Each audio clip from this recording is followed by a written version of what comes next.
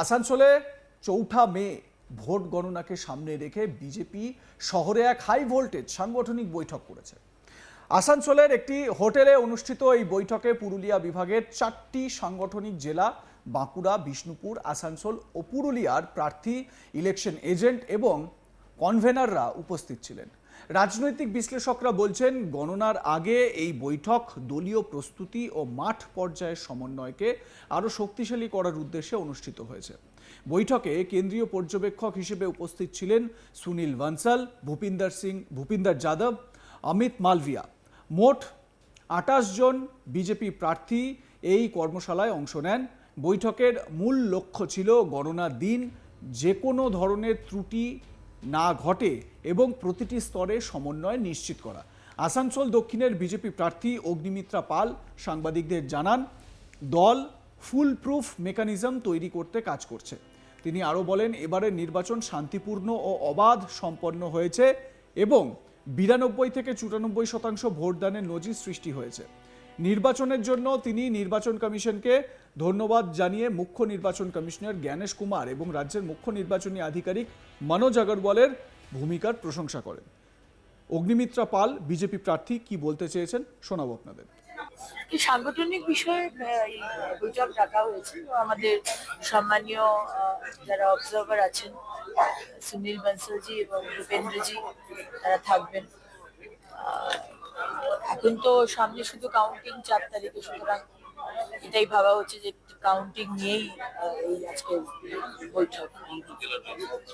এখানে আমাদের পুরুলিয়া বিভাগ মানে আমাদের 4টে জেলা, বাঁকুড়া, বিষ্ণুপুর, আসানসোল আর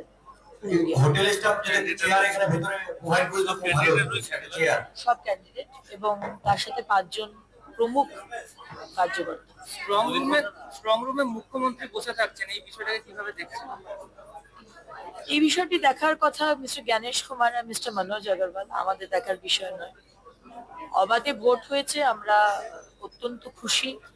এইরকম ইলেকশন কমিশনের রোল আমরা কোনোদিন দেখিনি এবং আমরা এটাই চাইবো যে কাউন্টিং অবধি, ক্যান্ডিডেটের হাতে সার্টিফিকেট আসা অবধি এইভাবেই যেন সম্পূর্ণ হয় এন্টায়ার প্রসেস। আজকে মুখ্যমন্ত্রী কেন স্ট্রং রুমে বসেছেন, কেন টুপিওয়ালা লুঙ্গিপাড়া লোক তারা স্ট্রং রুমে ঢুকে যাচ্ছেন, এগুলোর কতটা সত্যতা আছে আমি বলতে পারবো না, কিন্তু এই বিষয়গুলো যাতে না হয় সেটা মিস্টার জ্ঞানেশ কুমার এবং ইলেকশন কমিশনের কথা।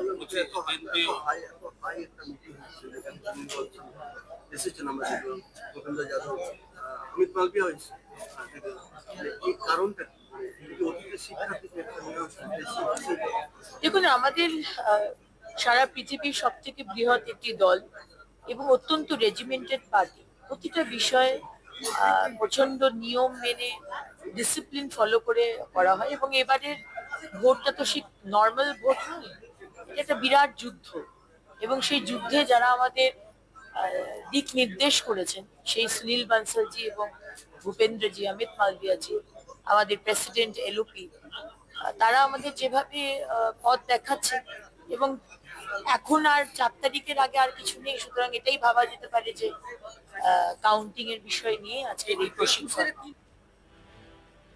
তবে অগ্নিমিত্রা পাল স্ট্রং রুমের নিরাপত্তা ও স্বচ্ছতা নিয়ে কিছু প্রশ্ন তুলেছেন। তিনি মুখ্যমন্ত্রী মমতা ব্যানার্জি স্ট্রং রুম সংলগ্ন এলাকায় উপস্থিতি নিয়ে উদ্বেগ প্রকাশ করেন এবং অভিযোগ করেন, কিছু ক্ষেত্রে বহিরাগতদের প্রবেশের ঘটনাও ঘটেছে। গণনা সম্পূর্ণ না হওয়া পর্যন্ত প্রক্রিয়ার স্বচ্ছতা বজায় রাখতে দলের পক্ষ থেকে জোর দাবি জানানো হয়েছে। কি দাবি করেছেন বা কি বক্তব্যে বলেছেন অগ্নিমিত্রা পাল শোনাবো আপনাদের। কাউন্টিং এর আগে এই ধরনের বৈঠক হয়নি, তাহলে কোথাও কি ভুল থেকে শিক্ষা নেওয়া হলো? ভুল থেকে শিক্ষা বলতে পারেন বা নিজেকে আরেকটু এগিয়ে নিয়ে যাওয়া, কোথাও যেন কোনো ভুল ত্রুটি না হয়। আজকে যে এক্সিট পোল চলছে, আমি বলবো না এক্সিট পোলের উপর সম্পূর্ণ আমরা বিশ্বাস রাখি, কিন্তু যে এক্সিট পোল দেখাচ্ছে সেখানে প্রায় প্রতিটি এজেন্সি দেখাচ্ছে যে বিজেপি সরকার বানাচ্ছে।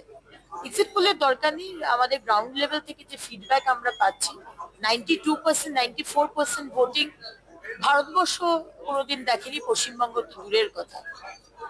বাংলা এবং বাঙালি দেখিয়ে দিয়েছে ভোট কিভাবে করতে হয়। এত দূরে এসে অন্তত কাউন্টিং এ কোনো রকম ভুল ত্রুটি হোক সেটা আমরা চাই না। সম্পূর্ণভাবে ফুল প্রুফ একটা মেকানিজম আমরা তৈরি করতে চাইছি। বলছি কেন্দ্রীয় কর্মচারী যে ভোট গণনা কেন্দ্র রয়েছে সেটা নিয়ে তৃণমূল কংগ্রেস ধারণা করেছে, সেটা খারিজ করে দিয়েছে। বারবার থাপ্পড় খাচ্ছেন, তারপরেও আমাদের ট্যাক্স পেয়ারের টাকা খরচা করে মুখ্যমন্ত্রী 15 বছর ধরে তাই করে এসেছে। কিন্তু আদালত দেখিয়ে দিয়েছে যে ইলেকশন কমিশন প্রসেসে তারা ইনভলভ হবেন না এবং সম্পূর্ণভাবে সেন্ট্রাল যারা অফিসার্স রয়েছে তাদের দায়িত্বেই ইলেকশন হবে, কাউন্টিং হবে। এক্সিট পোলের ফলাফলের দিকে দল পুরোপুরি নির্ভর না করলেও মাঠ পর্যায়ের ফিডব্যাক অনুযায়ী বিজেপি জয়ের ব্যাপারে আত্মবিশ্বাসী। আদালতের নির্দেশ অনুযায়ী এবারের গণনা কেন্দ্রীয় সরকারি আধিকারিকদের তত্ত্বাবধানে হবে, যা প্রক্রিয়ার নিরপেক্ষতা নিশ্চিত করবে। রাজনৈতিক বিশ্লেষকরা বলছেন আসানসোলে এই বৈঠক দলীয় কৌশলগত প্রস্তুতির অংশ। গণনার আগে কেন্দ্রীয় পর্যবেক্ষক ও প্রার্থীদের একত্রিত করা, দলের মাঠ পর্যায়ের মনিটরিং শক্তিশালী করার লক্ষ্য। ফলাফলের দিকে দৃষ্টি রাখার পাশাপাশি দল নিশ্চিত করতে চাই যে প্রতিটি ধাপে ঝুঁকি নিয়ন্ত্রণে রাখা এবং প্রক্রিয়ার স্বচ্ছতা বজায় রাখা। আগামী 4 মে আর কয়েক ঘন্টা বাকি। যখন আপনাদের এই খবর দিচ্ছি তার থেকে কয়েক ঘন্টার মধ্যেই বিধানসভা নির্বাচনের ফল ঘোষণা হয়ে যাবে। রাজনৈতিক বিস্ফোরণ ঘটিয়েছেন বিরোধী দলনেতা, তার পরিপ্রেক্ষিতে শুভেন্দু অধিকারী তিনি কি বলেছেন? বিদায়ী বিরোধী দলনেতা শুক্রবার নন্দীগ্রামে দলীয় কার্যালয়ে সাংবাদিকদের মুখোমুখি হয়ে তিনি দাবি করেন, বুথ ফেরত সমীক্ষাকে গুরুত্ব না দিয়ে শুভেন্দু সাফ জানিয়েছেন বিজেপি এবার একক সংখ্যাধিক্য নিয়ে সরকার গড়তে চলেছে। শুভেন্দু জানান 300 সিটে মুখ্যমন্ত্রী বা মমতা ব্যানার্জি জিতবেন বলেছেন, ওনার ভালো ঘুম দরকার। এত চিন্তিত হচ্ছেন কেন? আমার এক্সিট পোল দেখার কোনো দরকার নেই, আমি প্র্যাকটিক্যাল বলে দিচ্ছি বিজেপি আসছে। নন্দীগ্রাম ভবানীপুর কোথাও লড়াই করা কঠিন ছিল না, হিন্দুরা সবাই মিলে ভোট দিয়েছে। নরেন্দ্র মোদীর সরকার তৈরি হতে চলেছে, যে সরকার সকলকে ভালো রাখবে। মুসলমানদের ভোট ছাড়া তাও পুরো ভোট পাইনি, নন্দীগ্রামে 4000 মতো মুসলিম ভোট পাবো। কি বলেছেন শুভেন্দু শুনুন। আমার এক্সিট পোল দেখার দরকার নেই, আমি প্র্যাকটিক্যাল পোল বলে দিচ্ছি বিজেপি আসছে। এত হাই অ্যান্ডকে ইনকামবেন্সি আমি 11তেও দেখিনি, কিন্তু 11তে পরিবর্তনের অনেকের মধ্যে একজন ছিল না, দেখি দাদা। মমতা ব্যানার্জি আজও আবার বলছেন 226 সিট নিয়ে ক্ষমতায় ফিরছে। এমনকি 300 বলেছেন, 230 পেরিয়ে যেতে পারে। না বলেছে 300 পেলেও অবাক হব না। 300 কেন বলছেন? ঘুমানো দরকার না দাদা। নন্দী এত টেন্স। লাইক কমেন্ট শেয়ার করে আপনাদের মতামত জানান। দেখতে থাকুন আজ তাক বাংলা, সাবস্ক্রাইব করুন আমাদের ইউটিউব চ্যানেলটি।